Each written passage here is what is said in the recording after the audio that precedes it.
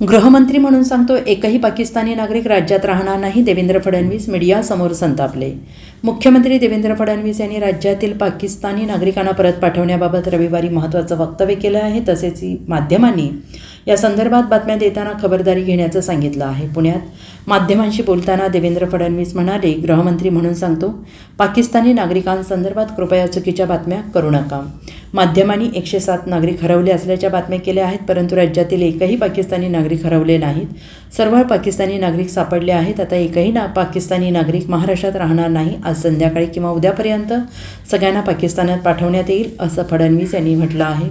राज्यातील शहरामध्ये करण्यात येत असलेली फ्लेक्सबाजी बंद करायला हवी. फ्लेक्सबाजीवर टाच आणायला हवी, कारण त्यामुळे शहराचे सौंदर्य खराब होते आहे. कोणाला फ्लेक्स लावायचे असेल तर त्यांनी अधिकृत होर्डिंग्जवर फ्लेक्स लावा. माझे स्वतःचे अनधिकृत फ्लेक्स काढा, असं मी महानगरपालिकांना सांगितलेलं आहे, असंही मुख्यमंत्री देवेंद्र फडणवीस यांनी एका प्रश्नाच्या उत्तरात म्हटलं आहे.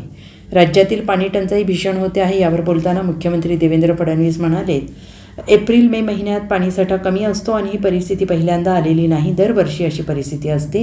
मागील वर्षी एप्रिल मे महिन्यात 32% पाणीसाठा होता. यावर्षी तो 38% पाणीसाठा आहे. म्हणजेच मागील वर्षापेक्षा चांगली परिस्थिती आहे. राज्यातील मोठ्या धरणांमध्ये पाणीसाठा चांगला आहे.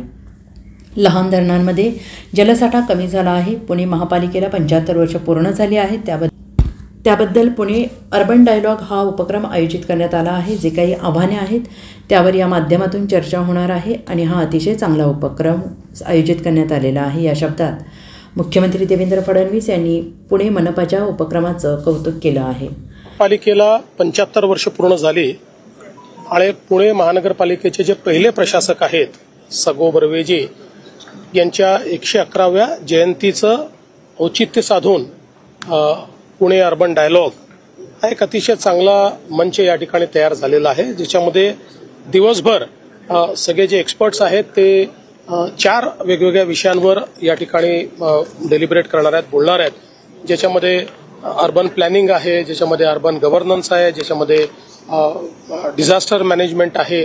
अशा विविध विषयांवर या ठिकाणी चर्चा होणार आहे आणि त्यातनं हे जे काही चॅलेंजेस आहेत त्याच्यावर एक कॉम्प्रिहेन्सिव्ह पॉलिसी तयार करण्याचा एक प्रयत्न आहे. अर्बन मोबिलिटीचा विषय आहे. या 4ही विषयांवर एक कॉम्प्रिहेन्सिव्ह पॉलिसी तयार करण्याचा प्रयत्न आहे.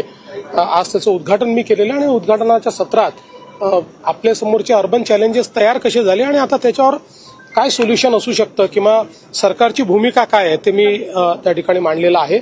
मला विश्वास आहे की आज या डेलिब्रेशन नंतर ज्या काही एक रोड मॅप त्या ठिकाणी तयार होईल त्यानुसार पुढची कारवाई सरकार निश्चितपणे करेल. साहेब, तुम्ही म्हणले की अतिक्रमण जी ती वाढलेली आहे ती कमी केली पाहिजे. नंतर फ्लेक्सबाजी अनेक शहरांमध्ये फ्लेक्सबाजी सध्या सुरू आहे. मला असं वाटतं की निश्चितपणे याच्यावर कुठेतरी आपल्याला टाच आणण्याची आवश्यकता आहे.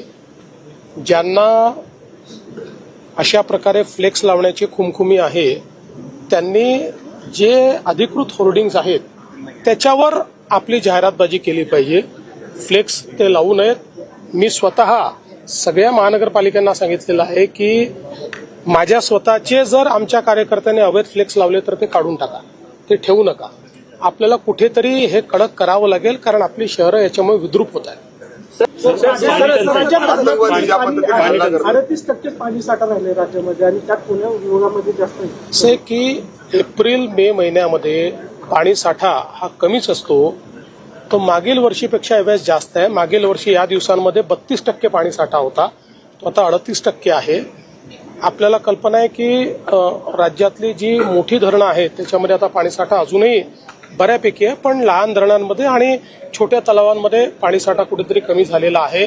पण हे काही पहिल्यांदा होतं असं नाहीये. दरवर्षी एप्रिल आणि मे या महिन्यांमध्ये हीच अवस्था असते.